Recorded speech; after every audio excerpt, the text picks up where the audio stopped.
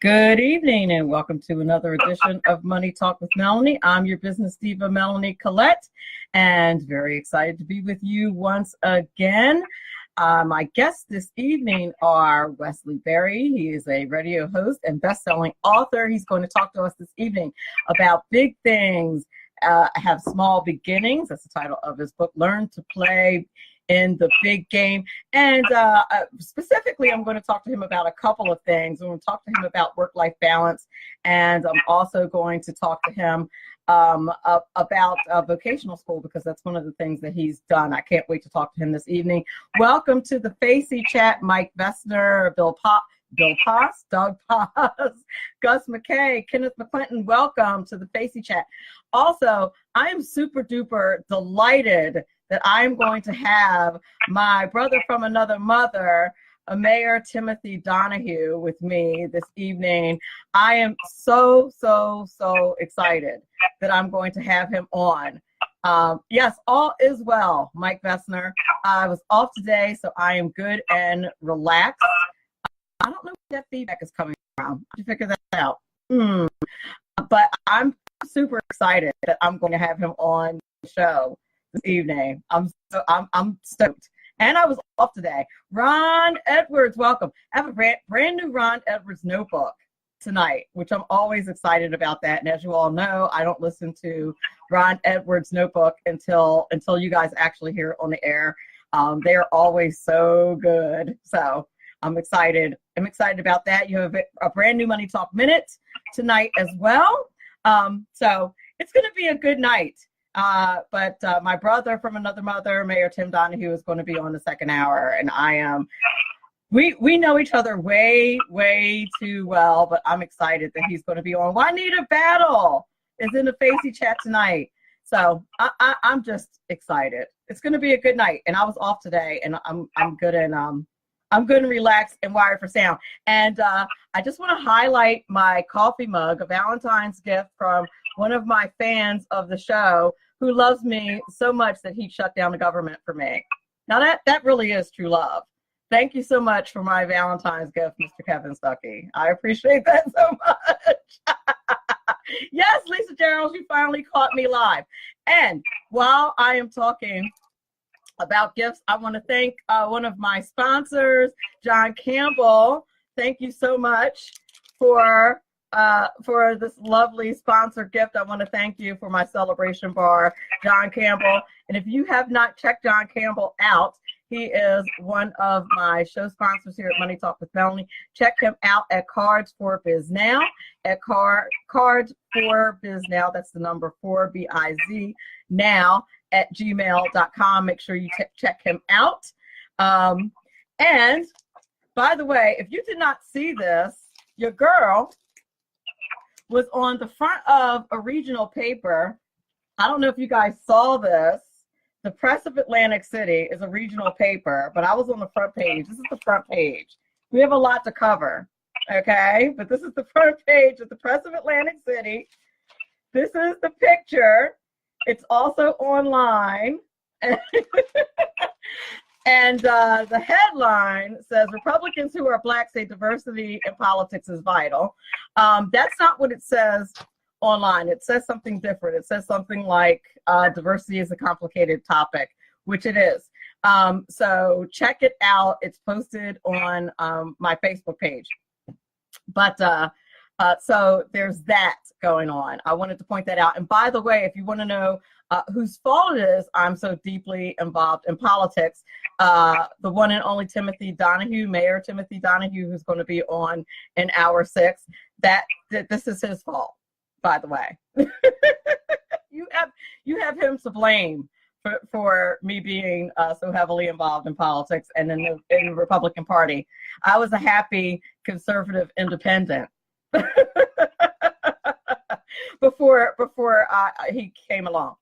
But anywho, also, I want to give a shout out to the one and only tax mama, Eva Rosenberg. If you have not picked up her book, Trump Tax Cut, we are well in the thick of tax season. If you have not picked up her book, The Trump Tax Cut, You better pick it up now. Your personal guide to the new tax law. Pick it up. Everybody knows she is your expert on all things the new Trump tax cuts. Kevin Stuckey says, why would we see you on the regional tax paper? Why would we see you in the regional paper?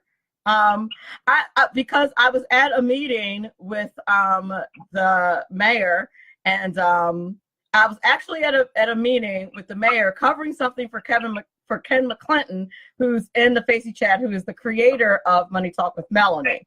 They saw me sitting with the mayor, assumed I was a Republican correctly, asked about me, and he said, yes, she's a Republican, and they did a story on me. My hair is not purple, it's red, but it will be purple if I want it to be purple, Kevin. Don't start. And you missed me highlighting your gifts. Thank you very much, Kevin Stuckey. I appreciate that you shut down the government for me. I mean, if a man really loves you, he'll shut down the government for you, let's face it. But anyway. And hello, Lee Park. By the way, if you are going to be at CPAC in DC in a couple of weeks, holla at your girl, because I'm going to be there. I'm going to be broadcasting live. Money Talk with Melanie will be broadcasting live at the regular time from 5 to 7. During CPAC, the guests are to be announced. I'm working with my homegirl, expert, star, publicist, the one and only Eden Gordon Hill, to lock down my guests who are going to be broadcasting live from CPAC in DC. You thought I was arrested for being a heartbreaker? Oh, shut up, Kevin. Anyway. No, I don't break hearts. I just get my heart broken. That's how that works. Anyway. But if you're going to be in DC, holla at me. Make an appointment. My schedule is filling up. But if you're going to be in DC and you want to meet up, have coffee, a little glass of wine or something like that, or just shout out and say hello, or hang out on Media Row, holla at your girl, inbox me. We can say hello. Just saying. It's very rare I get to meet my Facebook friends live and in person in DC. So I'd love to. If you want to be a guest on the show, something that we could record and I can play later on the show, I'd love to do that. I am doing some in-person interviews that I can play on the show later. I'd really love to do that as well. So I'm planning on being in DC during CPAC. So let's totally do that. I wanted to make sure that I mentioned that. Upcoming guests on the show. There are tons of upcoming guests. I'm booked all the way out to up till April. I have Dr. Tracy Clayton coming up. She is going to talk to us about healthcare's pothole path, a road to nowhere. I have a health and wellness expert, the owner and creator of Creatrix Solutions. She's going to talk to us about the innovations in the health and wellness industry. I have a branding expert coming on. Also, I have Andy Berger returning to the show from Bueller's Place. She's going to talk to us, actually this is next week, about how building the wall is going to stop human traffickers. I'm excited about that. I have Rocky and Cheryl Ditwell are going to be on the show. They're speakers and wordsmiths. They're going to talk to us about how to navigate difficult conversations in business. Lots going on. Yes, Kevin, I just told you to shut up. I apologize. I meant be quiet. See, that's why I need those talk experts on the show. Hey, John Campbell. So that I can learn to navigate difficult conversations in business instead of telling my faithful fans to shut up. Can I show your mug again? Will that help, Kevin? Anyway, but I'm very excited about all the guests that I have coming up. And if you are an expert, a Politico, an author, an entrepreneur, and you'd like to be on the show, do email me at moneytalkwithmelanie@gmail.com. Also, my YouTube channel is up and running. You can subscribe at Money Talk with Melanie on YouTube, and all of my videos are there if you'd like to catch an archive of my show. MoneyTalkWithMelanie.com is where you can find out where all my upcoming guests are. Let's see, what else can you do there? You can also catch up on my sponsors there. What else can you do? You can follow me on Twitter at Money Talk Mel. You can like my Facebook page at Money Talk with Melanie. If you want to follow my political musings and really have a good time, at NJGOP Diva. I think I've run out of things to say for all of my housekeeping. I think that's it. Okay, without further ado, a brand new Ron Edwards notebook coming your way. And then after the break, Wesley Berry, very excited to have him on the show. He's going to talk to us about big things, have small beginnings, learn to play in the great game. We're going to talk about work-life balance. Can't wait to have him on the show. We'll be right back in a few moments. The United States of America is at an important crossroads. Hopefully, the road she ultimately chooses is life. I'm on the page from the Edwards notebook. The United States has been called the land of free, home of the brave. But in order for the United States to remain free, she must once again be a nation that seeks the moral high ground, which includes providential guidance and wisdom. The unique American experiment, or constitutionally limited republic, can only remain successful as long as we strive to live by and teach our children to work and maintain our unalienable rights through proper self-governance and being ever vigilant against government efforts to thwart our liberties through indoctrination in government schools, overzealous wealth confiscation, and reestablish the traditional family as an important pillar of society. Also, America cannot expect to remain a republic of life, liberty, and the pursuit of happiness if she continues to promote the death of unborn and newborn babies. America, you are at an important crossroads. I would that you choose life. If not, forget about it. I'm Ron Edwards. Join me Fridays at 1 p.m. Pacific, 4 p.m. Eastern on AmericaMatters.us and 12 a.m. Sundays on Talk America Radio Network. Ron Edwards, the new voice of America. Sponsored by the Tri-County Liberty Coalition. Making a living can be tough these days with so many jobs going overseas. If you love numbers and puzzles and want job security, you can become a tax specialist with an amazing 6-month tax course from Tax Mama. Operate your own tax practice locally or anywhere in the world where there are American taxpayers. It's a great way to write off your trips to visit family for months at a time. Everything you need to pass the IRS 3 special enrollment examinations is included in this course. Visit irsexams.school. And if you need more than 6 months, that's okay. Take your time. You're in the course until you pass the exams or until you unsubscribe and reject Tax Mama's emails.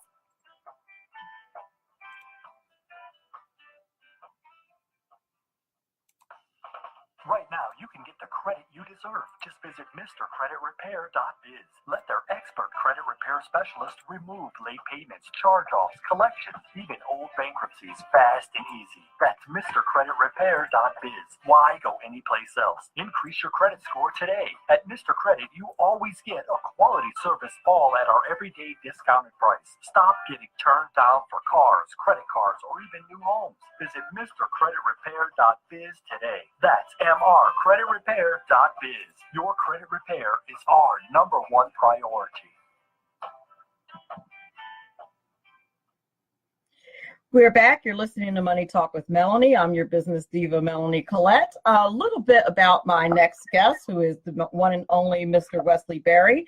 He is the host of The People's Voice, a weekly radio talk show where opposing views can be respectfully exchanged.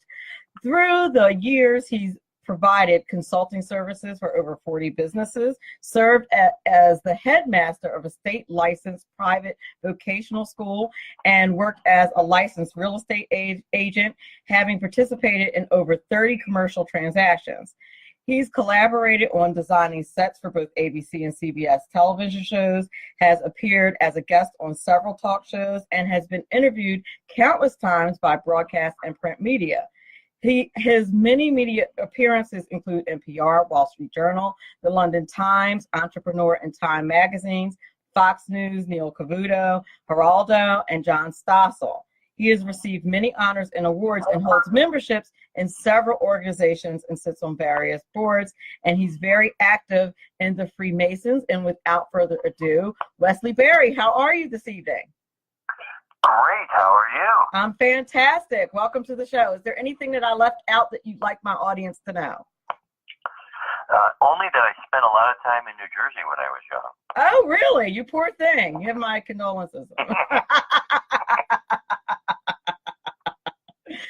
Oh, New Jersey. I just don't know about living here. I spent a lot of time in Thames River. Oh, yes. And that was quite a while ago. But Indeed. I'm very glad to be with you today.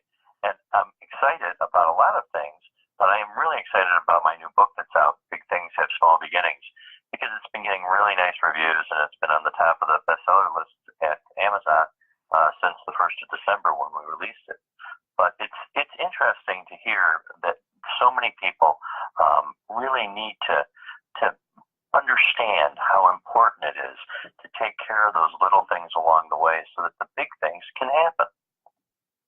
Indeed, indeed. And what are some of those little things? I find that very interesting, that premise very interesting.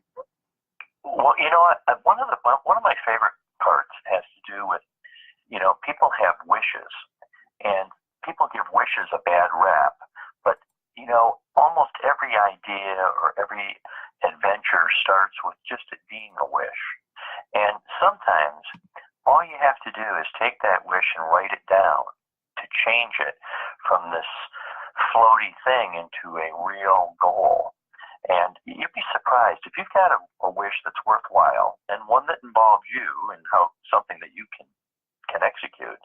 You write it down on a little piece of paper, a little card, fold it up and put it in your wallet. You'll be shocked at how your subconscious will remind you about those sort of things. It's like when you get a new car and all of a sudden you start seeing that same car everywhere, the same color, the same brand. You never saw it before. Well, that's your subconscious when it hasn't been given a little bit of a job to do. But when you give your subconscious a little bit of a job, like when you're at some place and you say, I can't remember their name. Oh, I know. As soon as I walk out the door, their name's going to pop in my head. And it might not happen as soon as you walk out the door, but a few hours later or a few minutes later or the next morning, all of a sudden, poof, it pops in your head. And you don't know where it even came from. You weren't even thinking about it. But that's because your subconscious got an assignment. So you can give your subconscious some assignments to get yourself primed and sort of prime that pump for big ideas. I like that. Now, is that a brain thing? What is that? It is. I don't. I've had the great honor of giving a few motivational speeches and some keynote speeches where I include that piece in it. And I'm amazed how many times I have doctors and psychologists that come up and say, that is true. People don't understand that. And they've got the whole, I think it's your amygdala is the part of the brain where it actually takes a hold of those sort of things and takes care of your little subconscious things to do. But if you can give your subconscious a project, you can get it working for you. And most people don't recognize you can do that. Now, I know it sounds a little goofy, sounds a little bit like reading palms and stuff, but this works for real, unless you don't think it'll work. If you don't think it'll work, if you think it's baloney, then you'll be right. That's exactly how it'll turn out. But if you got a little bit of faith and a little bit of concentration on it, you write it down, you'll be surprised how the tasks that you need to accomplish that goal will start to present themselves. Okay. So you do really have to believe that it will work in order for it to work. Hey, if you go out there and you say, I know I can't hit the ball, you're not going to hit the ball, right? And you might not always hit the ball, even if you know that you can hit the ball. But I'll tell you something. If you ever play golf and you see a bunch of water over there and you say, I won't go in the water, I won't go in the water, I won't go in the water, you hit the ball, it goes in the water. So, you got to be careful what you think, But it does make a big difference, and you can really get things done that way. Now, I hear that all the time. People call that the law of attraction. That's right. Is that what you call it? Well, there are people who refer to it as that, and there's a great book out there called The Secret that I can't remember who wrote it right now that goes into that in quite a bit of detail, and it really does work that way, but it only works that way if you really want it to, and if you're really going to apply it. There's a lot of other things in my book, but that's like 5 pages, but it's really something that I'm surprised most people don't know how important it is to think positive and how detrimental it can be to think negatively. And it's not even thinking I'm going to go in the water. It's just thinking about the water that gets you there. But it's true. There's a lot of things that people need. It's true. Now, I always think of these things in the context of a spiritual thing. As a Christian, I always think that these are like remanufactured, like people stole them from the scriptures and just rebranded them. Like, I think it's Matthew 7:7. Seek and you shall find, knock and it'll be open, right? To receive, or something along that line. Yes. And that's the exact same thing. Yes. That was my father's favorite passage. When I was talking with my pastor many years ago about it, and of course he said to me, Wes, you should read the rest of chapter 7. It's got other good stuff in it too. So yeah, you have to have some faith. You got to have a little faith in something, and it almost doesn't matter what. But if you don't have any faith in anything, you're not going to get anywhere. And here's the thing about that is really crazy that people don't get, that you don't necessarily, and this is called like the universal law, that people don't understand. People who are not Christians don't understand that you don't necessarily, in order for the laws to work, you don't have to be a Christian, because it's the law. Right. You don't have to. All it has to. In fact, it's a lot of the way prayer works. Even. Yep. Is because if the focus of your thoughts are on something, but you're not looking for the solution. You're just focusing your thoughts on it, and then your thoughts get to pass it over to your subconscious, which will kick it around, and he'll keep his eye open for that Nissan that goes by that you just bought, because you never saw those cars before. But when you don't give it anything to do, it does that. Or when you say, I know I was supposed to get something at the grocery store. I can't remember what it is. I know as soon as I get home, I'm going to remember what it was. This is driving me crazy. Well, you know what? When you get home, your subconscious will kick it out for you, just like that person's name. And, these are valuable things. They're really things that they don't teach you in school. And, formal education is very important, and you should get as much of it as you can. But you have to get an education in the world, too, about other things and how things work. And I'm telling you, if you think you're going to have trouble, you think you're going to have problems, if you think it isn't going to work, you'll be right. And there's just no getting around that. It's hard to explain to someone who isn't willing to accept it. But you know what? Accept it, run with it. You'll be surprised, and you'll be very pleasantly surprised. It's just like when people think that it's the worst thing that could happen to them. You know what? You won't know for 4 or 5 years if whatever that was the worst thing or the best thing. I got divorced from my first marriage, and I thought it was the worst thing that could have happened to me. Turned out to be the best thing. I wouldn't have my 4 wonderful sons and my wonderful wife right now in my life. I probably wouldn't have that English bulldog in my life either. That I could probably do without. But, it's thinking the right way. I got to think that dog's going to be good to me tomorrow. You do. Now, I really want to talk to you about work-life balance. With the advent of technology, this is very difficult. You're speaking to a woman who has, 6 email boxes. I have a political email box. I have one for each job. I have one for the show. I have I have a personal email box. Right. Currently, I believe I have 3,500, and this is with emails, and this is with, vetting them out. This is with like, you know, having an app that, you know, weeds, filters like the most important emails. You know, a good friend of mine told me many years ago that it doesn't matter how many children you have, they take all you have. So if you have one kid, he takes everything. If you've got 10 kids, they take everything. They can't take more than everything. And that's the problem with technology. We let it take everything. You really have to try to live in day-tight compartments where you have a portion of your day for your vocation, a portion of your day for, you know, rest and refreshment, and a portion of your day for your family or for your friends or do something good in the community. And it's just like when you come back from a vacation. You're always much more productive than you are before you went. Now, I don't really understand that one very well, but I know that it works. And it's the same way with this stuff. If you take that break from it, when you come back to it, you're much more productive. So, you know, it's about time, but it's also about the type of time that you spend on it. And you can wind up spending the same, less time and getting more done if you've got a fresh mind when you go to it. But, you know, the bigger thing is with a family, you only have so many years when your kids are young enough that they'll go on vacation with you.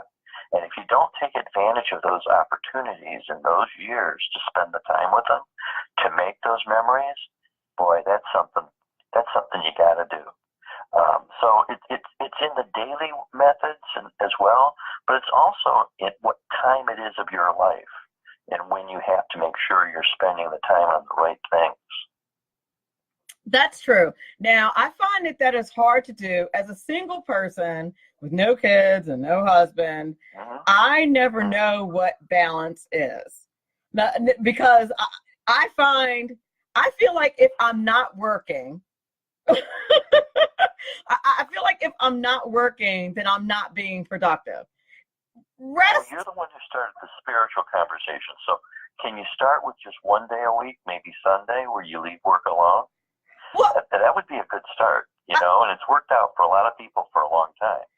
So, you know, you'll come back healthier on Monday, I swear, if you take Sunday off. Off? I mean, I go to church on Sunday. So Sunday morning, I'm off. I know, it's hard. And then I'm back on the grind by Sunday technology. afternoon. By Sunday afternoon, I got to get back on it because I have stuff to do. You got a serious addiction there, my friend. You know, you got to figure a way to put that down for a few hours. You know. Well, here's what happens. I promise you'll be more productive if you do nothing for a few hours on Sunday. Nothing? Believe it or not. If you just take time to relax, read the paper, spend some time with some friends, you know what? You'll be more productive Monday morning than you would have been otherwise. And in the scheme of things, you'll get more done. It's just like if you're going to, first of all, I'm no athlete, but if you're going to run 10 miles, you know what? You better stop for a drink of water along the way. Because if you don't, that last mile, you're going to be in real trouble. And you're not going to be very productive, and your time's not going to be as good. But if you stop for a quick drink of water, by the way, I'm not talking about scotch. If you have a quick drink along the way, you're going to be all right. Did I mention I teach high school? Scotch is kind of a requirement. I'm just kidding, but not really. No, but I feel like if I'm not, and you're right, and intellectually, I completely understand that. But I feel like if I'm not working all the time, and if the work piles up, then I'll be more stressed than if I just. I know what you mean. Yeah. You know what I mean? I know. Then I'll be. I've been down that road too. You know, but you know, here's the thing. Some people work so much that they relax while they're working that it's almost like a hobby their working is. And if you have that sort of approach to it at some time, then it's a little bit different. But if it's always stress, I've done that. Well, yeah. You can't get anything done. I can't get anything done that way, Because work is almost like, I mean, for me, work is that's just life. Like, when you're an entrepreneur, work is it's just what you just work. That's just what you do. That's just what you do all day. You get the work done when you get the work done. And frankly, it's one of the things that I don't like about the public school teacher setup, because, it's kind of irrelevant when you work. It's not always convenient to do your public school work during the school work day. You know what I mean? Sure. It's not the best time to do it all the time. So, I hear you. I hear you. Well, everybody has to find their own balance, but they have to find balance or they'll lose their mind eventually. Well, next thing you know, they'll be laughing all the time, and they won't, this will be a problem. The person that I replaced may or may not have had a nervous breakdown and just walked out. So, so there may be some truth to that. Like that's an actual true story. The person I replaced retired, and by retired, I mean they had a nervous breakdown and they just left. Well, never came back. You don't want that to happen. No. You don't want that to happen. You know? So you have to take, instead of going to a psychologist or psychiatrist, I play cards a couple nights a month, and I don't. It's not a big deal. It's like $10 to play. It's not a big deal. But I play poker with these guys. I lose every time, and I have a good time doing it. And when I come home, I'm happy. When I get up the next day, I'm refreshed, and I'm back in the swing of things. You have to play a little bit somehow, and you have to relax, and it improves your productivity. I swear to you, you know what happens when people go on vacation for a week or whatever. They come back, they are more productive. Now, so it also works in the shorter cycle on a day or on a weekly basis by taking a day off or a few hours here or there. That's true. Now, would you say with email and things like that you do have to set limits on, at what time you're going to cut yourself off, so to speak? At what time you're going to say, you know what, I'm not going to check my email after, 5 o'clock. Teachers, for example, get off work at, 2:30, 3 o'clock. Maybe you say, I'm not going to check my email after 5. I'm not going to, they pile up, they can pile up on you if you don't, I don't know. I find. I set my phone, I don't know what it's called, but on my phone I set a thing that I don't get any messages after 7 o'clock at night. And I don't get any phone calls unless it's from family after 7 o'clock at night. And unless the same person tries to call me twice. If they try to call me twice, then I get it. But that's, you have to find ways to isolate yourself. Boundaries. You set boundaries. Right. Nothing wrong with boundaries. Yeah. Your notifications. That's what you do. Your notifications. Right. I don't like stress. I try to eliminate my stress during the day. I try to keep a cycle of even, I have an even tone all the time. Like I'd rather have even all the time rather than have periodic periods of stress. I know that's an unrealistic expectation, but that's my goal. Well, you gotta start somewhere. You have to start somewhere with it. But, right. Your physical health and your mental health is, if you don't take care of your physical health and your mental health, then your business is going to be sick. Your job is going to be sick, and you don't want that to happen. So you have to find a way to find the balance and still understand that it doesn't mean, I'm not going to do anything. It just means that when you get back to it, you're going to have an expectation that you're going to be able to breeze through stuff. So what about as an entrepreneur? There's always this expectation from an entrepreneurial perspective that, you're not really going to be successful as an entrepreneur unless you're working 24/7, unless you're always, unless you're always at it, unless you're always on your grind. What about that philosophy? It's not untrue, but it's not true. I started in business with a small business that was doing about $60,000 in sales a year. And when I got done, I sold it a few years ago. It was doing $60 million a year. And for the first, I don't know, probably 10 years, at 10:30 every day, I took the dog out and back and played with the dog for a half hour. And, because it was a natural time when things were going to slow down a little bit. And taking that little bit of a break, I came back in, I got more done. So you have to take care of yourself. And I was working 7 days a week, and I couldn't even count how many hours. But there were times along the way where I would go for a walk around the block, because if you don't produce, you don't get things done.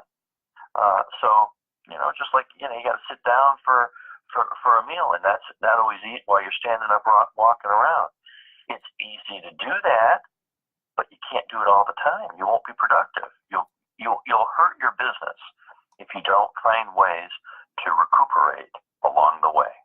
Okay, that makes a lot of sense. Okay, you're listening to Money Talk with Melanie. I'm your business diva, Melanie Collette. We are talking to Wesley Berry. He is a radio host and best-selling author. We're going to take a quick break, and when we come back, I want to switch gears just a little bit and talk about vocational school as a viable option versus college. And we're also going to answer Ken McClinton's question in the Facey chat. He has a question for our guest. We'll be back in a couple of minutes. Welcome to this week's Money Talk Minute. I'm your business diva, Melanie Collette. This week, we talk 3 kinds of damage your home insurance won't cover. One of those kinds of home damage involve earth movements like sinkholes, earthquakes, and things like that. Quiet as it's kept, things like that are typically not covered by a regular home insurance policy. You need an extra rider for something like that. Another type of damage your regular home insurance doesn't cover are things like floods from torrential rains or a dam break or something like that. Finally, if you have long-term damage from a leak or any type of internal flooding from mold, your home insurance typically won't cover that. Again, you need a special kind of policy if your home is susceptible to any kind of damage. So you need to be careful. Make sure you're not in a flood zone. If you are, then make sure that you have an extra policy to cover any kind of damage like that. And that's this week's Money Talk Minute. I'm your business diva, Melanie Collette. Remember, Money Talk with Melanie airs every Friday, 5 p.m. East, 4 p.m. West, and 2 p.m. Mountain Time on SHR Media and streaming live on Facebook. Making a living can be tough these days with so many jobs going overseas. If you love numbers and puzzles and want job security, you can become a tax specialist with an amazing 6-month tax course from Tax Mama. Operate your own tax practice locally or anywhere in the world where there are American taxpayers. It's a great way to write off your trips to visit family for months at a time. Everything you need to pass the IRS 3 special enrollment examination is included in this course. Visit irsexams.school, and if you need more than 6 months, that's okay. Take your time. You're in the course until you pass the exam or until you unsubscribe and reject Tax Mama's emails.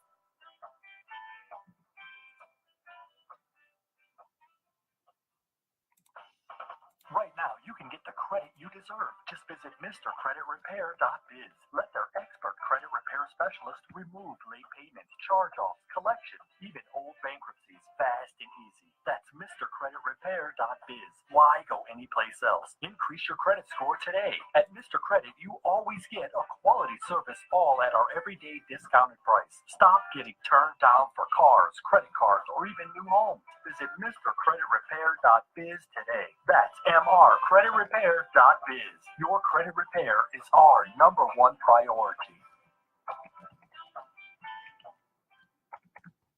Welcome back. You're listening to Money Talk with Melanie. I'm your business diva, Melanie Collette, and our guest this hour is Wesley Berry, radio host and best-selling author. He is talking to us about work-life balance, and we had a question in the Facey chat. Ken McClinton wanted to know, what is the efficient process of, I guess probably most efficient process of restructuring. And when does someone move from I admit I need to do this to I have accomplished this without fail? Is that question clear, Wesley? Well, that's a heck of a question. I'm not sure if it is or not. I think I understand it. Okay. How do you know when you get there? Well, first of all, you never really get there. It's a journey that keeps going on and on and on. But how do you move? Let me hear that again. I'm sorry. Let me just hear it one more time. I'll ask it again. Ken says, what is the efficient process of restructuring? In other words, when does a person move from I admit I need to do this to I have accomplished this without fail?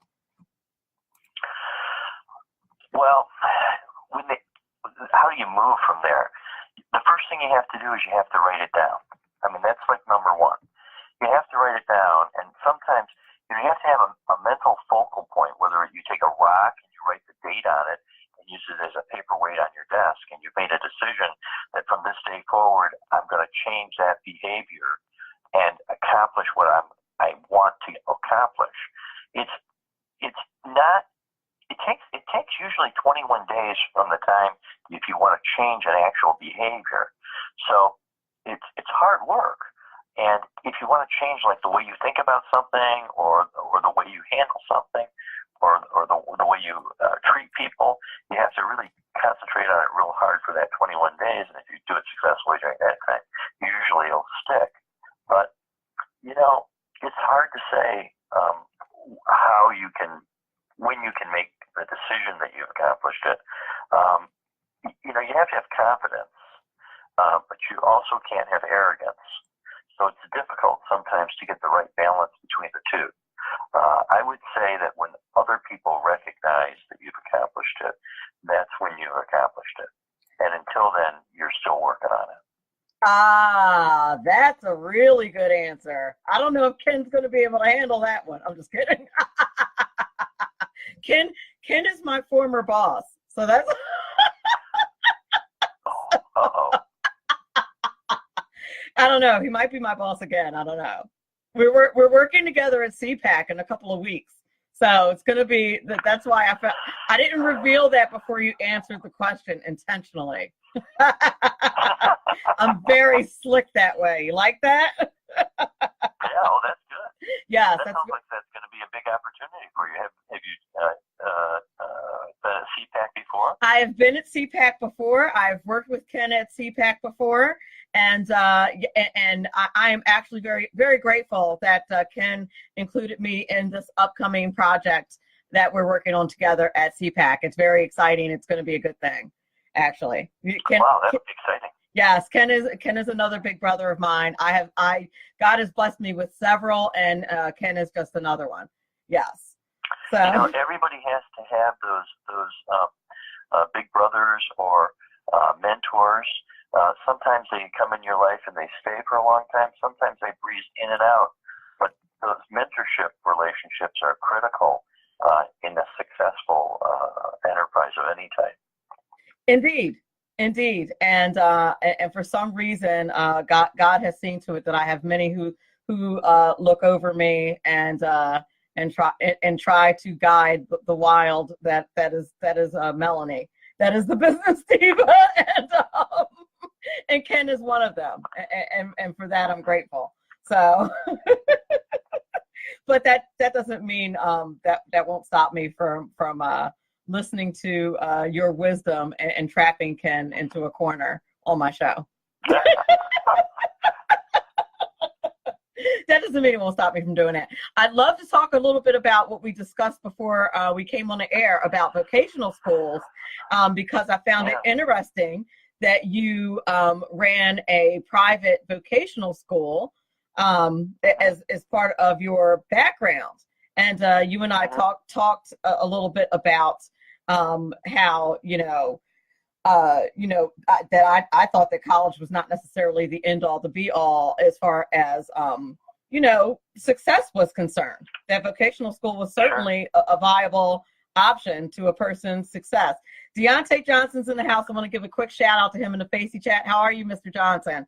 President of of the Black Conservative Federation. How are you? So anyway, back to vocational schools. Tell us about vocational school and how it can contribute to one's success. Everyone should be able to have some sort of vocational skill, no matter what their profession winds up being.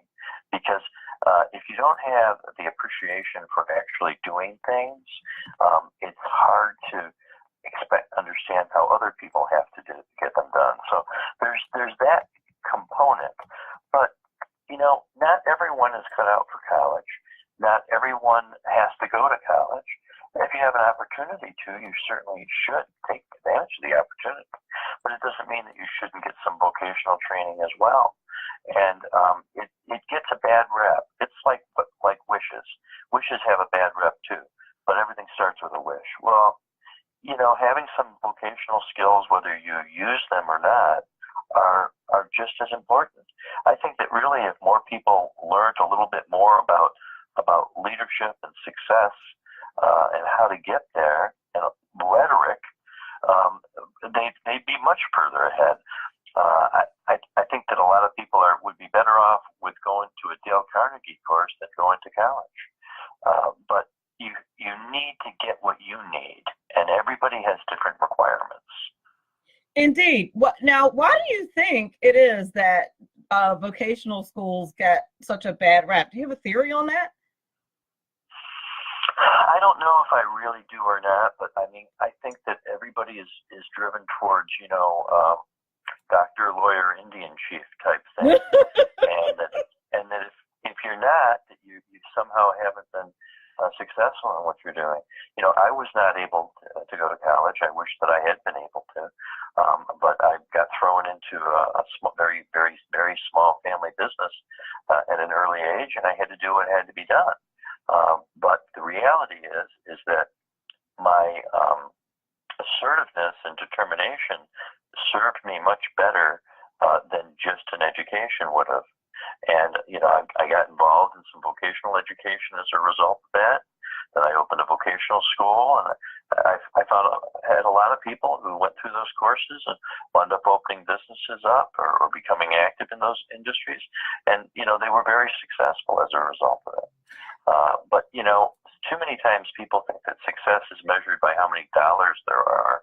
But it's really, measured by how you feel about life. And if you can get a good feeling about it, then, that's what it's about.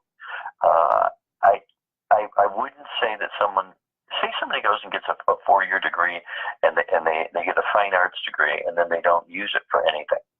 What was the purpose behind that? I mean, it's purposeless, right? Maybe they enjoyed it, but how are they going to be able to provide for themselves?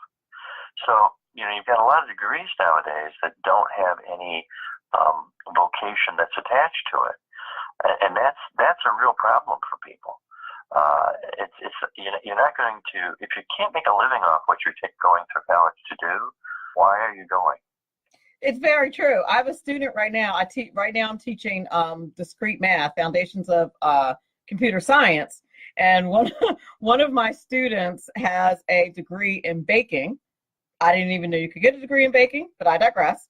One of my students has a degree in baking, and now she's a double math computer science major as a backup plan. It would seem that she has done that backward. I think so too. I sort of think so. However, I mean, that, having if she happens to have be a pastry chef, she may be really going for that old-fashioned degree, that MRS, right? Because that's, that I don't know, my grandmother was a good baker. I think baking is probably important, Well, I said to her, I said, well, isn't baking like math? I've got a soft spot there, Well, I agree. I said that to her. I said, well, isn't there a lot of math in baking? Like, if you do the math wrong, you really can't bake. Like, there you go. And she just laughed. She said, well, yeah. But I couldn't believe she had a baking degree, and she's now a double. She's like, I just really like computers too, and so she's a double man. You know, Computer I had an science awful major. lot of people who worked for. I had an awful lot of people who worked for me who had lots of different degrees, and they weren't using any of them at the time. So it can be very confusing. And you know, education is the one thing that once you have it, nobody can take it away from you. And that's important. And education is important. And college education is a great thing for someone to be able to have. But they have to have some practicality about what they're going after. And I wouldn't care how well educated someone it was if they couldn't execute something. And really, that's a lot of what vocational skills and training do, and help you learn how to do. Whether, you know, the guy who had a part-time job during the summer doing rough framing of houses, he's got an idea of how things work. And there's a lot of people in this world who don't really understand how things work anymore.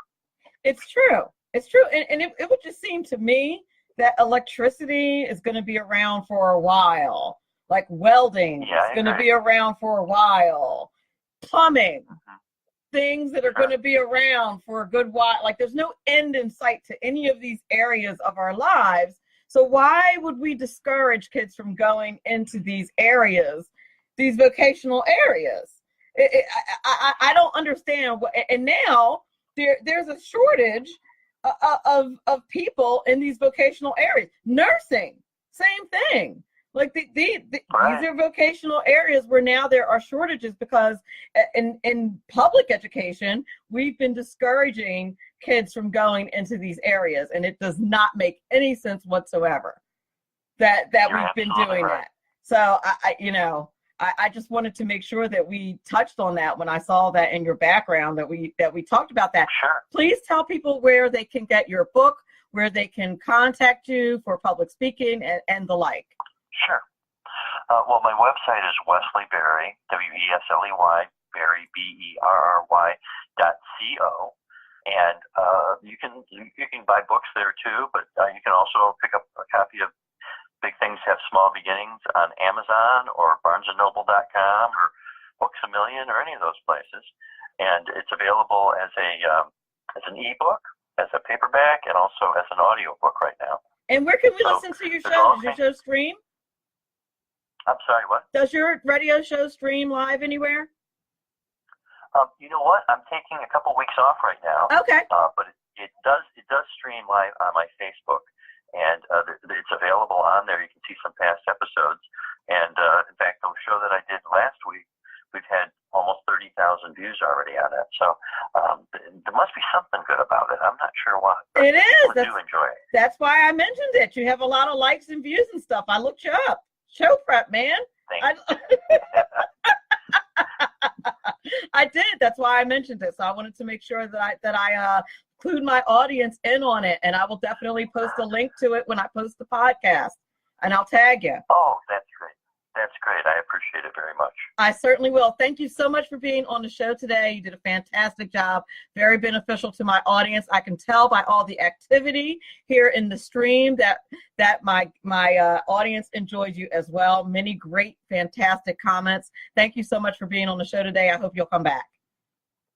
All right. Thanks a lot. Bye-bye. Thank you. Have a great night. You're listening to Money Talk with Melanie. I'm your business diva, Melanie Collette. That was Wesley Berry, show host and best-selling author of the book, Big Things Have Small Beginnings. Learn to play in the great game. And next hour is Mayor Timothy Donohue, mayor of Middle Township, New Jersey, which is where I reside. He's my brother from another mother. I am very excited to have him on the show. If you want to know how it is that I came to become a card-carrying Republican and conservative, he is partially responsible, my friends, and he is coming right up. We are taking a brief commercial break, and he will be right on. I am very, very excited. Hey, you guys be nice to him, even though he's probably going to be really mean to me because he's my brother. It's his job. But I'm really excited that he's going to be on in a few minutes. We will be right back.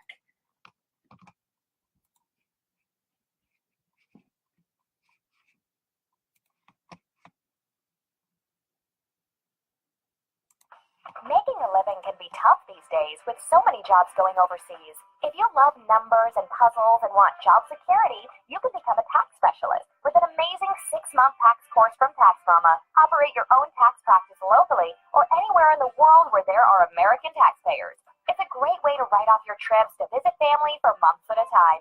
Everything you need to pass the IRS 3 special enrollment examinations is included in this course. Visit irsexams.school. And if you need more than 6 months, that's okay. Take your time. You're in the course until you pass the exams or until you unsubscribe and reject Tax Mama's emails.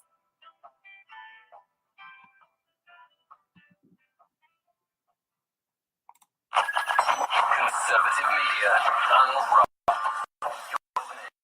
SAR Media Network. Hey, this is Michael Wright. And I'm Shannon Wright. Join us for the Midway with Shannon and Mike, Monday through Thursday, from 7 to 9 a.m., right here on SHR Media. Why are they joining us? For fun things like sports, politics, Oh, maybe some news and entertainment?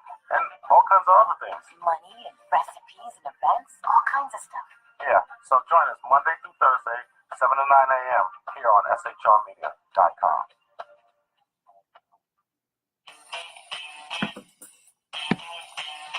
From a public locker inside a dilapidated Long Island rail station comes a show designed to piss off liberals using truth, facts, and ridicule.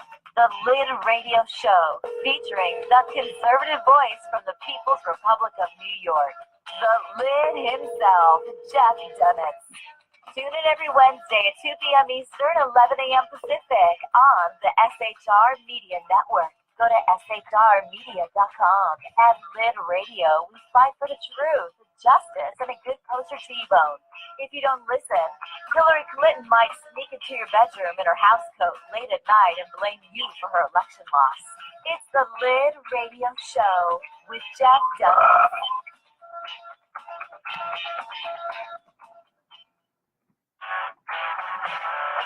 Hey girls, Carry Girl Gear is here. More and more women every day are concealed carrying, participating in competitive shooting, and getting firearms training. It's not a boys' club anymore, and we don't have to shop in their stores anymore either. Finally, a cool and unique clothing line just for women. Dope tees and hats for the patriotic concealed carry and 2A girl. So what are you waiting for? Go check out carrygirlgear.com today. It's your business diva here, Melanie Collette. I am inviting you to a front row seat as I discuss some of the most intriguing details of wealth and finance with today's movers and shakers in the world of business. Listen in and discover financial truths on a global, domestic, and household scale. Uncover topics that will impact your wallet today and in the future. Money Talk with Melanie airs Monday through Friday, 5 p.m. East, 2 p.m. West, right here on SHR Media and High Plains Pundit Talk Radio. You can't afford to miss it.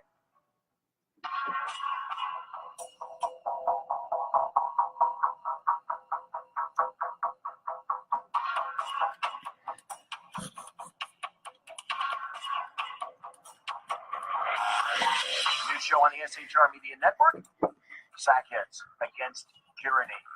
On shrmedia.com, go there quick like a bunny, 11 p.m. Eastern, 8 p.m. Pacific every Wednesday, live and direct on the SHR Media Network, shrmedia.com. Be there.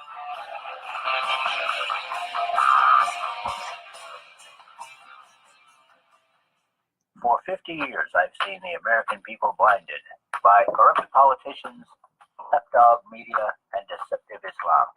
The one thing the elites fear is one man with a cane. I'm Dave Milner. Join me through Spreaker, iTunes, and SoundCloud through SHR Media and the Western Free Radio Network for half a century of experienced perspective on political and social issues on The Unpleasant Blind Guy. And catch me on Jeff Mitchell's EDL Radio on blogtalkradio.com. There's no surrender ever, because truth is not always pleasant. Broadcasting behind enemy lines in occupied California, a mere 2 miles from the state capital, the bloviating Zeppelin's Berserk Bobcat Saloon radio show can be heard every Tuesday and Thursday night at 8 p.m. Pacific and 11 p.m. Eastern, only on the SHR Media Network. Go to shrmedia.com to listen. You can also watch on the SHR Media Facebook page and the SHR Media YouTube channel. No goldfish were abused in the making of this ad. Welcome back. You're listening to Money Talk with Melanie. I'm your business diva, Melanie Collette, and I am so super excited about my next guest. He is my brother from another mother and the mayor here in Middle Township, New Jersey, the one and only Timothy Donohue. He's going to talk to us today about excellence in municipal governance. I've instructed my audience, Mr. Timothy Donohue, to be nice to you because just in case you're not nice to me. My audience is very protective of me. Well, look, first of all, I'm happy to be on the show. I know we've been dancing on the subject for a while, but I'm honored to be on here, and I look forward to it. For your regular guests, we do have a brother-sister relationship, so we do take some shots at each other from time to time, all in good fun. And of course, when push comes to shove, if anybody comes at you, I'm going to be there to take care of it. So they can always count on that. Oh, I know this to be an absolute fact in all seriousness, this is for sure. So listen, before we move any forward, please do tell the audience a bit about your background. Well, we're down here in Cape May County, New Jersey, where I was born and raised. My father was a police officer, was the chief of police in Stone Harbor, New Jersey. We were raised in the tradition of public service. My mother was a scoutmaster. My dad was a scoutmaster and a football coach and all those kinds of things. My brother became a police chief. My brother Michael was a superior court judge. So we've always had that gene in our family of public service. Some might call it a disease. So somebody's got to do it, right? I've gotten involved in politics. My brother ran for the assembly in 2007 and made my first run for public office in Middle Township in 2011. It was kind of historic, not because of me, but just because of the circumstances, and that another brother of ours, Daniel Lockwood, had been elected as the first Republican to win in Middle Township in 47 years, a few years before I came along. And when I was elected in 2011, we had the first Republican majority in close to 75 years. So it brought obviously a lot of change about in the town. Dan became the first Republican mayor in many, many decades, and we were working to, I guess at that point, turn a battleship around, which is a little bit harder than driving it straight across the ocean. So that's where the adventure began. That was the year that I switched from independent to Republican. In fact, that is true. That is very true. And I recall that year. That was the year that we met, and that was my first year working on a campaign. Thanks to you, and thanks to your leadership, and your convincing me that it was important to become involved in politics. Go ahead. There were exciting times, and there was a lot of good things happening. We had in the prior year we had ousted the old and ossified leadership in our own party to create an atmosphere in our party that was much more open to a more diverse clientele, I guess you would say. And we brought a lot of younger people in, a lot of women into the party, and we created a pool of a lot of exciting young candidates, and the ripple effect of which is still being felt today. I think of Eric Simonson in Lower Township, the mayor there, who got involved about the same time I did and is now running for the state assembly. So I was an independent until 2007 when my brother ran. I always considered myself more of a conservative than a Republican. And I think I'm challenged some days to put that R behind my name, especially in the state of New Jersey, and when I see what happens in Washington with this ridiculous spending bill that was just passed today. Agreed, and I I just said that on a radio hit just last night, that I find myself having to remind myself when I'm at Republican events and things like that I'm with Republicans and not conservatives. That that there's a marked difference between Republicans and conservatives, that they're two different things, but that the Republican Party is the one that most closely aligns our beliefs. I mean, what are we going to do? Vote Democrat? You mean? Well, that's the world we live in is a two-party system. I often have this conversation with people that you have to pick a side in the political system that we have. Your party and the whole campaign and elections are the vehicle to gain the ability to govern. Hopefully, once you get in office, you can put as much of that aside as you possibly can. But you do have to pick a party if you want to be successful in politics. The third party rail just is not successful. Maybe it will be someday if enough people get fed up. But you do have to pick a party, and like you just said, my views certainly align much more with the Republican platform than the Democrat, especially today's Democratic Party, which has swerved, been totally taken over by the radical left. But at the local level, I think that once you use that conduit to get into office, it becomes a lot less about ideological political views and more about just doing good work. Indeed. And why is it that the municipal government is important to us as individuals? Why would you say that how your municipal government operates should be important to us as individuals, even more so than your state government or your federal government? Why should we be concerned about how our municipal government operates? Well, it's ironic because most people know who the president is, but most of them don't know who the people are that are elected in their own town. They look at the big picture, they look at what happens in Washington and what they see on the news every night, and they think that's what controls their lives. But the decisions that are made in their own backyard, and they should see when they get their property tax bill every year, are much more impactful on their lives on a day-to-day basis. I think in municipal government, it's about accountability. I mean, we live in a town here where we're about 19,000 people. Having been in office for 8 years, I've met a lot of those people. I'm knocking a lot of their doors. They know where I live. They know where to find me. They know the promises I made and how I've tried to keep those promises. And if they want to call me and ask, they can come to a public meeting and look me in the eye, and I need to be there to respond to them. So I think the further away from home you get, the less that accountability is there, the more of a buffer there is between the people and their elected representatives. I frankly have been approached about running for higher office, and I really don't have a desire.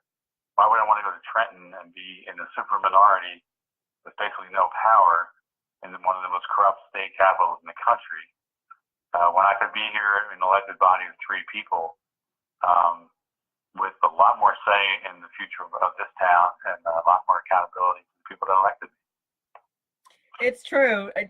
Tim Donohue, guys, is the real deal. I mean, if you want to you want to know someone who will be chastising me in a couple of weeks for being in Washington, he will. He'll say to me, "Why are you in D.C. when things are going on in Middle Township? What are you doing? What are you doing for Middle Township when things are going on in D.C.?" He's the real deal who cares about what is going on in his hometown. And it's one of the things that I really indeed admire about him. And it's not that I don't care about what goes on in in my hometown, but it's one of the things that I truly admire about him. And when you live in a municipality like ours, he's very right that everything reflects on you. Everybody knows each other here. I mean, everyone does. I mean, isn't that true, Tim? Well, kind of a paradox because I remember the first time I ran and you think you know a lot of people, and then you suddenly look at the voter roll of 12,000 voters, and you're like, wow, I don't know anybody. But you know, over a period of 8 years, I think you learn to know the people that care, the people that are involved, the people that step up, that are the people that drive the town. I mean, there are the vast majority of people. You know, if we have a high turnout election, 55-60% of the voters come out. True. So there's 40% of those voters that really don't pay attention. I mean, they'll certainly gripe about the things that they gripe about, which they always have a right to do. But it's important to identify and engage with the people that are interested, and you learn to know those people. You get to know people and the level of integrity that they have, and then you try to coalesce the energy of those people and bring good people together to do good work. And you know as well as I do, you know, you get 10 or 12 energized people, you can accomplish a lot. So you know, look, you know, I rib you about CPAC and what the Federation of Republican Women and all that, but you know, I have a lot of respect for you that you have the patience and the drive and the mission, you know, to tackle those things because they are important. And you know that I'm. Oh, I know you're teasing. I know you're teasing. You know, and you know I'm fully engaged at the national level yes. as well. Oh, you totally are. Yeah. I mean, my frustrations are extreme there, and I think that's why I got involved in politics in the first place. Was I just became so aggravated with politics at the national level that I have to at least try to do something here in my own hometown. Right.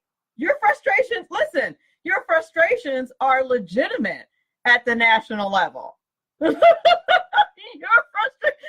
And listen, you and I know that we have different roles because of our different skill sets and our different, you know, our different places, our different, you know. Listen, let's be frank.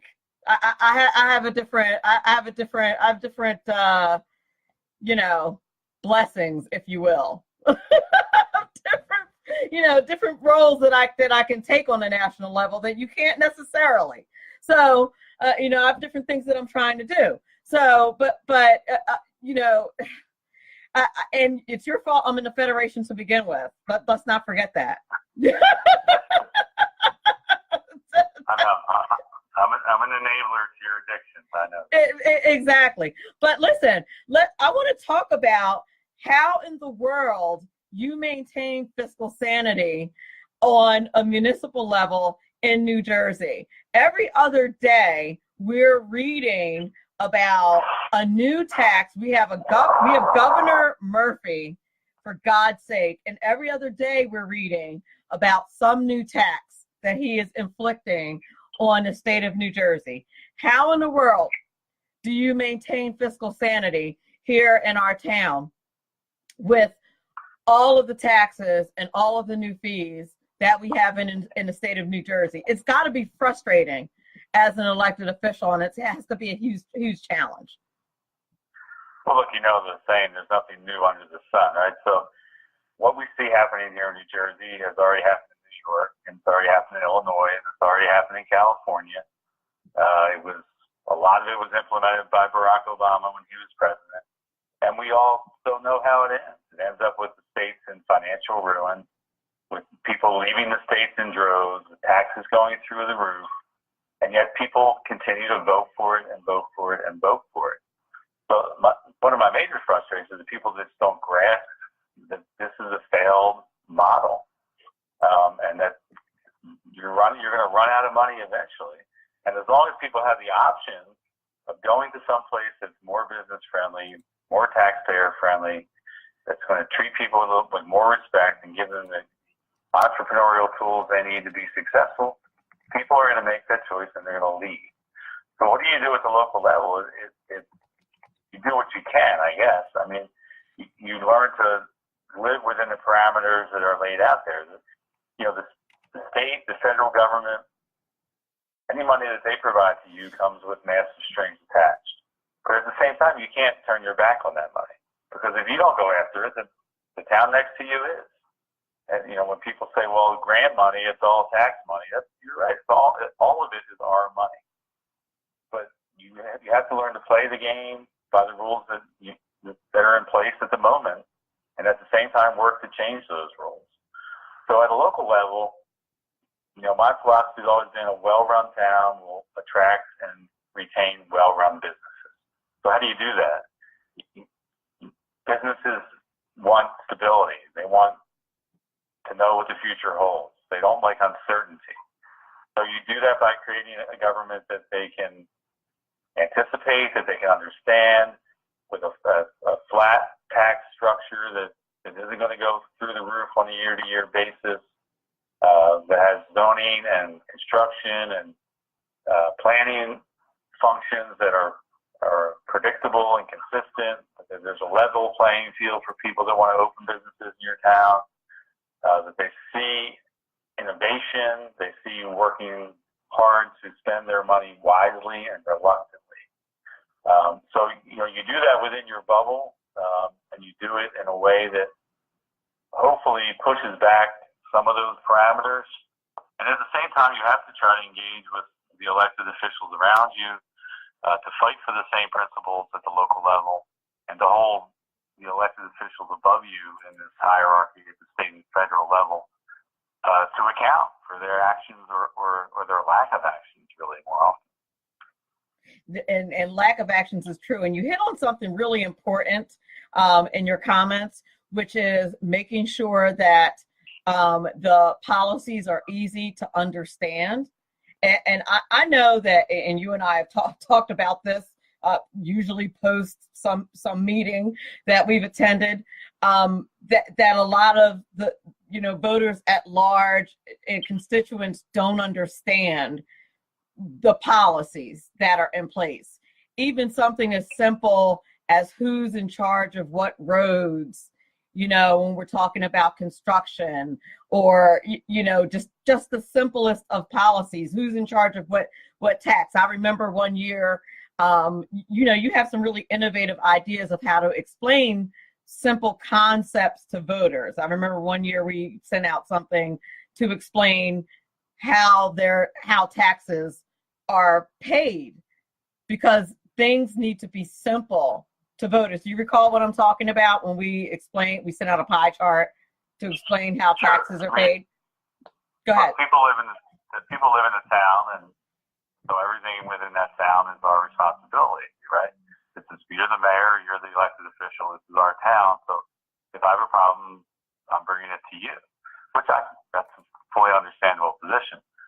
And of course, you only wish you had the power that people think you had to wave the magic wand and make everything all better. Right. But we're a town of 73 square miles. We're the 8th largest municipality in New Jersey, and we border, I think, 7 or 8 different towns in our county. We have major state highways. We have the Garden State Parkway passes through here. We have multiple county roads. We have our own roads. But people only want to come to one person when that goes down, if something goes down in their neighborhood, and that's their mayor or their elected official. And that's fine, but people need sometimes to understand the limits of your power and the importance of working in coordination with all those other jurisdictions that are in your municipality. So as a municipality, we're the collecting authority for all the taxes in our town. We collect upwards of $49, $50 million a year in taxes from our residents. Yet only about 26% of that is actually the municipal levy that funds local government. You know well that over 53% of it is the school tax, the county tax, the library tax, the fire district, an open space fund. All of that is collected by Middle Township. So when somebody gets their tax bill, it says Middle Township on it. They're opening it up, they're looking at the bill and saying, my God, my taxes are out of control. And my taxes went up. I thought Tim Donohue told me that my taxes weren't going up this year. So, for 5 consecutive years, we didn't raise the municipal tax rate. But at the same time, all those other jurisdictions did, and people's tax bills went up. So, a lot of people would come to you, lied to me. You said you weren't going to raise my taxes. I said, I only control 25% of your taxes, my friend. And they have not gone up in 5 years. And, we did do a big pie chart to explain that. Some people get it, some people just throw it away. But, that's on us. Our job is to educate the voter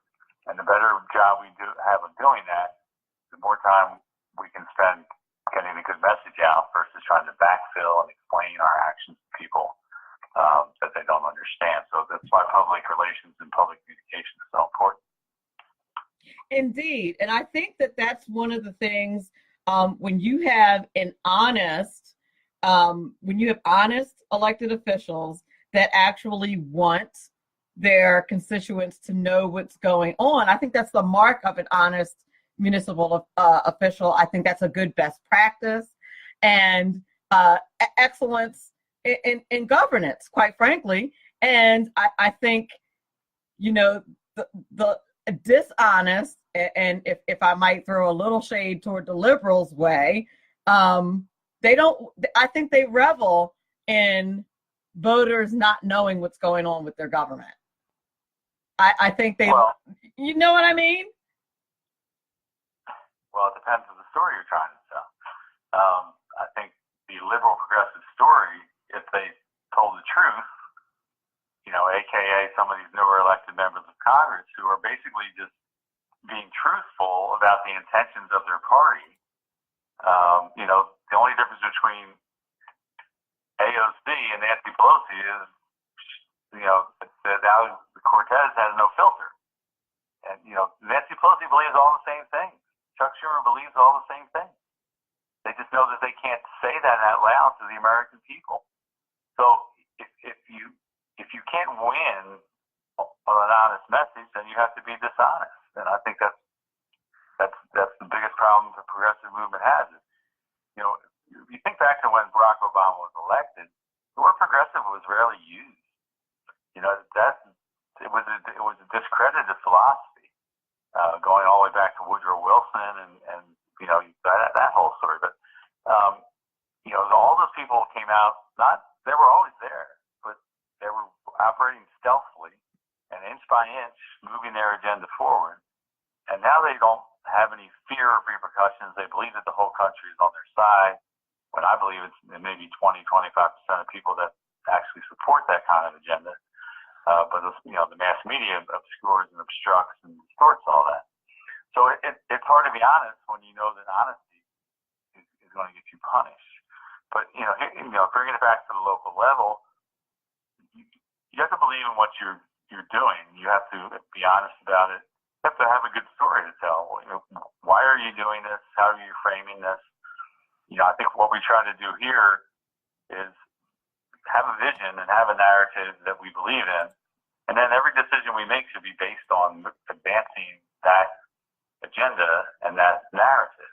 So, and when someone brings you an idea or a customer comes to you, I call my constituents customers, but with an idea or a plan, or they want something from you, how does that fit into your core philosophy? How does that fit into the reasons that you ran? How does that fit into the promises that you made to the people that supported you from day one? When you get into your third term, like I am now, sometimes you really have to reel in and think back to, why did I do this to begin with? And be true to those values. And then I think over time, you'll gain the benefit of doubt from people, because you come up against very hard decisions. I mean, when something is good for you politically and good for the town, that's an easy decision to make, right? But when you have to make those hard decisions that people may not understand or may hurt you politically, but it's the right thing to do, you have to bite the bullet. You have to make those decisions, and you have to hope that people understand it and have some faith in you, because you've established a level of trust with them over 3 terms in office. Exactly. And that's one of the, that's one of the things that I appreciate about you, Tim, and I can tell my audience, when it comes to political decisions, when it comes to things that are going on politically, and people ask me about them, people affiliate, me with Tim and Tim with me sometimes, unfortunately for Tim. But if someone asks me about something, I can pretty confidently say something doesn't sound right, because I know how he thinks. If something doesn't sound right, I can trust that, especially if it's something shady. I know Tim operates with integrity. He's one of the few, politicians that I know who operates with integrity. And if something sounds shady or doesn't sound right or sound underhanded, I know that I can say with confidence that that's not something he's involved in and it's not right. So, and it's very few people that I can confidently say that about. If it's a political decision that is not going to be right for our town or is not going to be beneficial for our town, I know that's not something that he would be involved in. That's not something that he's going to do. So, there are few politicians that operate that way. And so that's just what makes him, at the risk of it sounding like a commercial for Tim, he's already mayor, he already won. But the risk of, and this is why I work so hard for him for him to get reelected when he runs. But this is why I'm a true believer in very few people, but he's one of those people that I'm a true believer in because this is what he does. And there are very few people who are like that. You need more municipal governors who are like that. And I mean governors in the action of governance is what I'm saying. That's excellence in governance, which is why I titled the show like that, because you need to operate. Sometimes you do need to operate from a set of principles. Do you have a specific set of guiding principles that you use, that you go back to, that are a foundation that you use, Tim? Well, I believe there's a core mission in municipal government, which is very simple. It's the cost-effective and efficient delivery of municipal services. It's not real glamorous. It's about public safety is always your number one priority. You got to pick up the trash, fix the roads, plow the snow, cut the grass. It's a day-to-day grind. But that's what municipal government is. And I think we get sidetracked and we chase, like squirrels, we chase the shiny object with all the, there's a lot of, you can get this grant to do this or get this grant to do that. That's great. That's all icing on the cake. But when you're running a municipality, it's about delivering those services to your customers. And, when people are paying their taxes, you see the growth of government. It's ridiculous. But there really are only basically 4 employees that are required by law in local government: your tax assessor, your tax collector, your CFO, and your administrator. So, or your municipal clerk. The rest is just been added on and added on and added on. So you end up with a town full of grant coordinators and public relations people, and not to belittle their jobs, but I think it always has to be spun back to what is our core mission here? And our core mission is delivering those services in the most cost-effective way.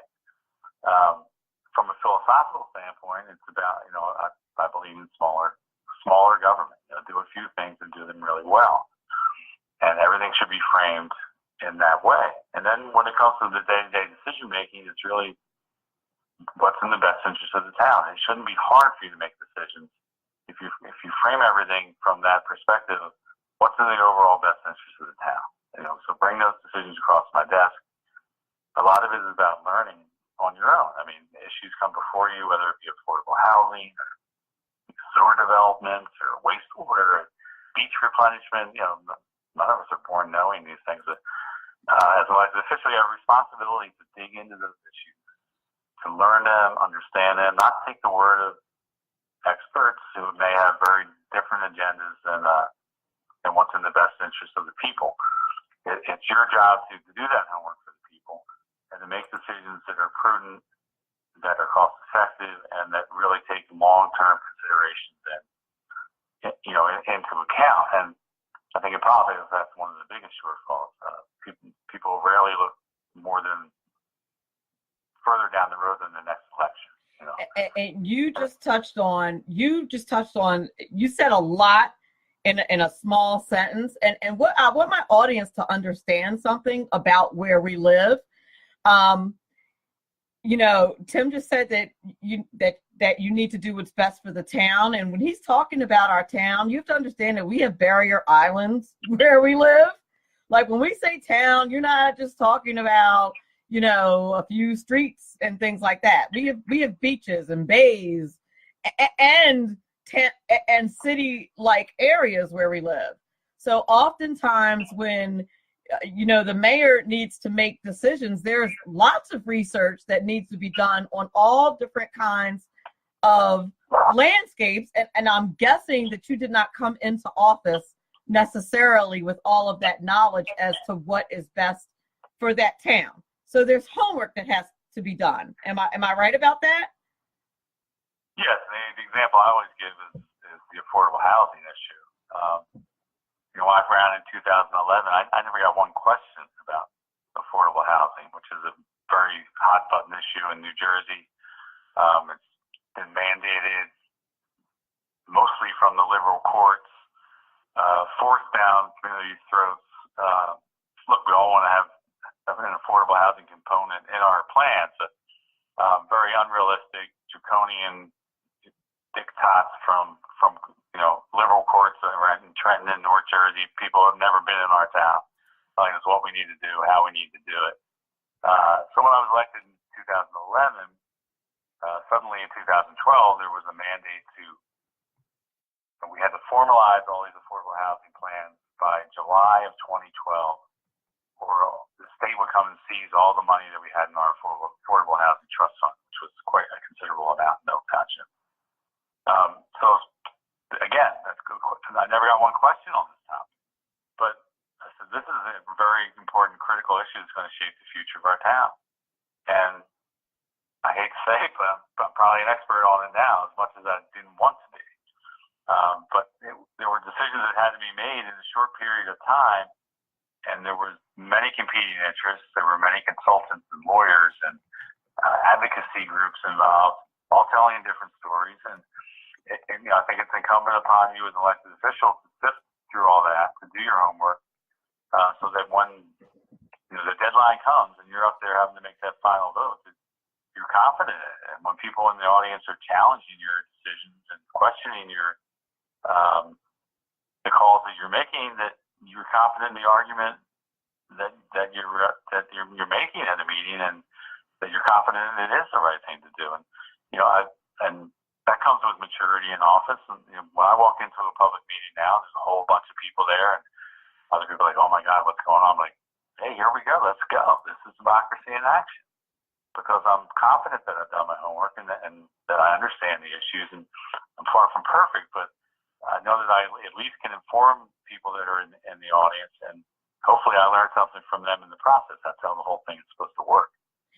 Indeed, and that's exactly it. And I'm not completely sure that that voters at large completely understand or appreciate what really good governance, what excellence in governance really means, and all that is involved. Now, I put in the I posted in the Facey chat. I was explaining in the Facey chat, and I don't know if you saw it.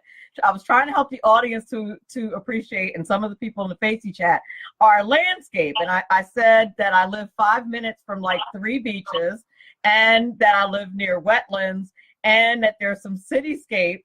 I was trying to explain and how complex the housing issue, why the housing issue was so complex for us. You know, we had the EPA on our behinds because of the housing issue. We live in a resort area, so we had people who did not want the housing here because of that. Plus we have wetlands, plus we have beaches, plus we have pinelands, plus we had the EPA. Like it was a mess. It was crazy. So well, we live in a town of, like I said, 73 square miles. So over 50% of our town is already preserved open space. Right. The town goes back as a whaling and farming community in the 1600s. It was formalized and incorporated in 1798. But in the state of New Jersey, which we all know is the most densely populated state in the country, our town has some of the most the most highest potential for development. Let's put it that way. We have a lot of areas that could still be built on. So when the state looks at your affordable housing obligation, they look at the potential growth in your town and what percentage of that growth should be seen as affordable housing. So Middle Township has been, struck through the courts with very high obligations under this formula. Insanely high, ridiculously high. And we pushed back and we used the funds that we had and we learned from all our experiences, and we came up with a plan that we built some very successful affordable housing developments, which I totally believe are an asset to our community. People thought would become ghettos and whatever, but that the proof is certainly not there that has happened. No. But it's a microcosm of coming back to how we have to deal with the federal and state government, how the mandates that they force upon us impact our daily lives, and you can either throw your hands up and say we're at their mercy, or you can try to be as creative as possible within the existing framework to develop your town, to promote your town, to keep the costs of government in your own town as low as you can, because Middle Township is a good example. We're losing, I believe, over $1.3 million in state funding for our schools over the next few years. So where is that money going to come from? Obviously, unless we lay off a bunch of teachers, the property taxes are going to be affected because of what's happening at the state level. And certainly, the state is not cutting taxes. I believe there's going to be more money for education than there was before. Where's it all going? Because it's not coming to Middle Township. So those decisions made far away have a huge impact on our town. And as we look at our total property tax bill, we can only inevitably assume that our local taxes are going to go up to make up for those decisions that are made in Trenton. So it puts an even harder burden and a larger onus on us to try to control what spending we can, so that people aren't just getting crushed. It all comes back to making our town livable, affordable, making a place where people want to open a business, where kids are getting out of college want to stay here and see a future here. Huge challenge, because you're trying to buck a trend in our state that is moving in the completely opposite direction. It's true. John Campbell in the Facebook chat says we're painting a wonderful picture of our town and he'd love to come visit. He wants to know if we have any golf courses. As a matter of fact, we do. Look, we have a lot of challenges in our town, but this is an amazing place. It is. I have to admit, we have fun here. I've been here all my life, and unlike many people here, I've moved away and I've lived in other places. And I came back, all my family's here. I come from a large family. Most of them still live in this area.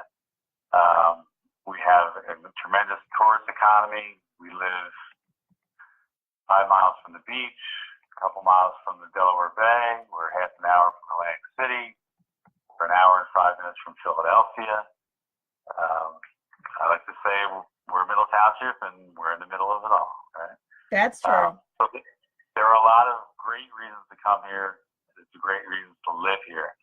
But the challenge always in the tourist economy is to develop, good quality year-round employment that provides the benefits and the accoutrements and the potential for growth and development that attracts people and makes people want to stay here, raise a family here, see a future for their kids here.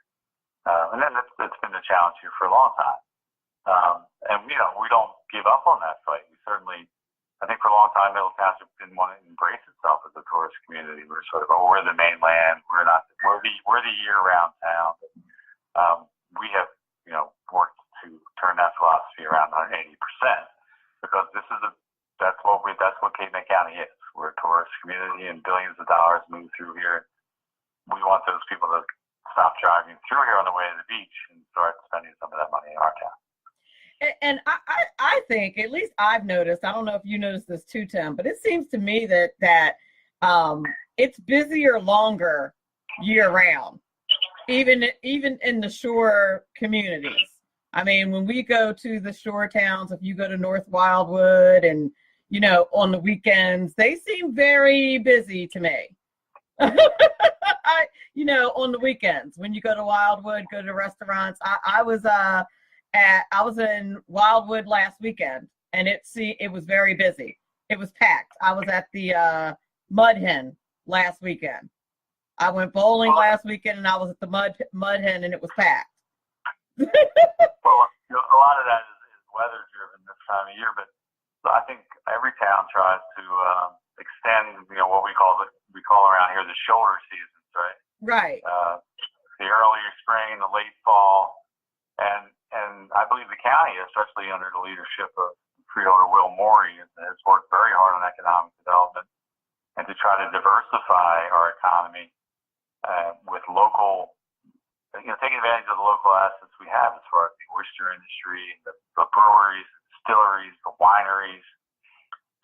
That you can come down here in the middle of February on a sunny day, and there's plenty to do and enjoy, and there's restaurants that are open, and being less parochial in our approach. Every town sort of fights on its own, but taking a broader regional approach to economic development and tourism, so I can maybe get on a jitney in Middle Township and ride into Cape May and have lunch here and go to a brewery in Lower Township and end up at the winery in Middle Township, and everybody benefits, right? Now, that's a fantastic idea. Yeah, but you have to look beyond your own borders, and you have to sort of be willing to loosen your grip and give a little control to gain that cooperation from other people. So, it's a challenge, and the demographic is a challenge. And again, it comes back to what you can control and what you can't control, and you should not spend a lot of time on the things that you can't control. That's true. Now, I want to, before we close the show, I definitely want to talk to you about winning elections, because this is something that you're really good at. and has been a challenge, not only personally, because I've worked with you on elections under some very challenging circumstances, and I think you have a lot to offer in this regard. I think you have like a consulting, when you decide to retire, you probably have like a budding consulting career ahead of you, at some point in time, with a skinny skeleton campaign crew, you know how to win elections. I just happen to know this personally, and I want to know what your secret is to win, besides just like grit, hard work, determination, and never sleeping and getting up at 4 a.m. Or are those just your secrets? Well, that's certainly some key elements. I mean, that's all joking aside. It really comes down to outworking the other side, and outsmarting as well, of course. But every election is different, and it's about being able to read the landscape. It's about having a candidate that has some kind of an it factor, and a candidate with the fire in the belly, because you can't fake that. You learn by doing, right? So in Middle Township, I've been involved. This will be my 10th year that I've either been the candidate or the campaign manager for whoever is running. And we've been 6-3 in those elections, and the town is basically a 50-50 town. A town that was ruled by the Democratic Party for nearly close to a century without interruption. Winning is contagious. When you win, people tend to want to come to your side. People always, victory has many fathers, and defeat is an orphan, or however that I mangled that saying. But you get my point. I got your point. Right. You've been through those wars with me, and you're right. If you have 5 or 6 people working together and working your butts off with a good message and a good candidate, anything is possible. But every campaign is different. But the key to me is communication and controlling the message. We've been very good at sort of setting the tone, keeping our opponents on the defensive, timing our initiatives well, understanding what's happening on the ground. Every campaign changes as you go along, and I think in those last 6 weeks is so crucial to have your money, to have your people, to have your call center, have everything in place, and then to be really nimble in those last 4 to 5 weeks to respond to conditions on the ground, and always stay out ahead of driving that message and keeping your opponent on the defensive. I think it's really what won us the election last year. People tend to get lazy. They take a lot for granted. So, a crusty old freeholder once told me there's only 2 ways to run, and that's either unopposed or scared. Yep. So, if you're in a contested election, you take nothing for granted. You spend every penny that you raise. You make every phone call you can make until 8 o'clock when the polls close. And then the chips fall where they may. And look, a lot of it is beyond your control when it comes to the ballot and who else is on the ballot and, and the national wave election and things like that. So oftentimes you just get swept up in the chaos. But, in the local election, it really comes down to, here it's been, with 12,000 registered voters, most elections are decided by, 1 to 200 votes. So all that voter contact counts, and in the end, it's just about working harder and being smarter. Oh gosh, that is so true.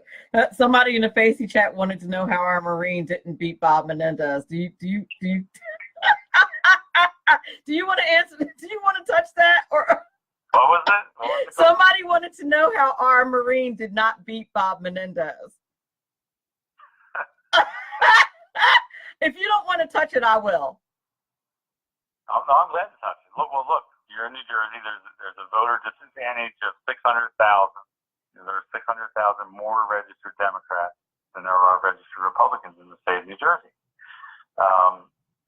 And in the end, Bob Hughes ran an amazing campaign. He ran a great campaign. He did. He ran with high integrity. Met him personally several times. He's involved for all the right reasons. Had great people working for him. He drove a great message from day one. He was focused. He was disciplined. He just got grinded up by the New Jersey Democrat machine. And it's very, very hard to overcome that obstacle. And I think in the polls, I think he was surprised he didn't win. But when push comes to shove in those huge Democratic counties in North Jersey, where God only knows where the votes are coming from and how many times people are voting and how many dead people are voting, how many illegal aliens are voting, when they need to get that margin of victory, they usually tend to get it. So, for a Republican to win in a state like this, you have to win big. You're not going to win in close elections, but they will always find a way to get the votes that they need. That's true. In my opinion, that's why he lost. That's true, but I also think a couple of things worked against him. He did not take a position on Kavanaugh when that whole thing went down. Even though he supported Trump financially, he did not support him vocally. He also did not take a position on life, which, I'm big pro-life. So that's one of the first things I checked on his website. He didn't take a position. I think that hurt him personally. I could be wrong, but that's just my opinion. And I think all of those things hurt him. He didn't, Kavanaugh was getting ground up and he didn't he chose not to pick a spot. And I think it hurt him. Those points are very legitimate. Yeah. And, there's another old crusty politician saying is, pick a side. If you walk down the middle of the street, you're just going to hit by cars coming in both directions, right? Right. But it's really tough in New Jersey because like I said, you have that 600,000. You can't win without getting some Democrat votes, right? Right. But at the same time, you can't alienate your base. So when you get wishy-washy on Kavanaugh and wishy-washy on issues like abortion and the right to life and supporting President Trump, then some people are going to stay home. Absolutely, that was a factor that cost them. So it's a combination of things. The answer is never simple, and hindsight is always 20/20. So I'm sure in his mind, and people were telling him that you got to trend to the middle. You got to trend to the middle to bring those independents and Democrats over. The trade-off is he lost enthusiasm in his own base, and Yeah, and I thought he was a great candidate, but that part, that I sat in on a women's panel for him, and that part I was a little disappointed, but I was like, he's not a conservative, he's a Republican, so I understood it. But when the Kavanaugh thing broke out and he didn't take a position, I was like, I thought that was a mistake. So, but I was like, well, go ahead. I'm sorry. It's frustrating to me as an elected official and as somebody who's been involved in a lot of campaigns, and to look at people on the right who are, look, I respect principle, and I share a lot of your same principles when it comes to the right to life and all that kind of stuff. But you got to look at both candidates. What are your options? I mean, to say I'm not going to vote because Bob Hugan is wishy-washy on the right to life. Well, then you're basically casting a vote for a pedophile, in my opinion. Oh, I agree. I voted for him. I mean, I voted for him, but I voted for Bob. Right. But, when people think, they take such a puritanical approach to their vote, and some people are one-issue voters. I get that, and the right to life is a huge issue. But when ultimately you're enabling Bob Menendez to return to Washington, what's the point? Right. What are we really trying to achieve here? Right. It's a statistical vote for Bob Menendez. It's the same thing with people who didn't vote for Donald Trump or didn't vote at all. I'm like, it's a statistical vote for Hillary. What are you doing? It's a stupid theory. Well, listen, thank you so much for coming on the show. I'm so glad I finally got you on the show. Very beneficial to my audience. The audience in the Facey chat is fired up. I'm sure I'm going to have tons and tons of downloads. I will be sure to tag you so you can spread it all around. Thank you so very much for coming on. Very informative.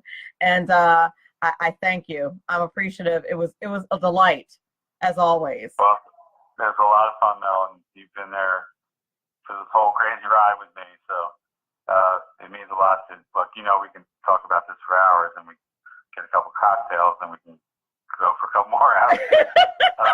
For sure. It was a great hour, and I look forward to coming back. Absolutely. Sure will. And Dave Milner, the Unpleasant Blind Guy, says, great guest again. He is a fantastic guest. I absolutely adore Timothy Donohue. He is my brother from another mother. I'm so glad I finally got him on the show. I want to thank everybody in the Facey chat, everybody out there in SHR Media Land, Wesley Berry, Timothy Donohue, everybody who is listening via iTunes and any other media platform. Thank you so much. I want to thank my sponsors, John Campbell, Robert Houston, Eva Rosenberg. Thank you so much for supporting Money Talk with Melanie.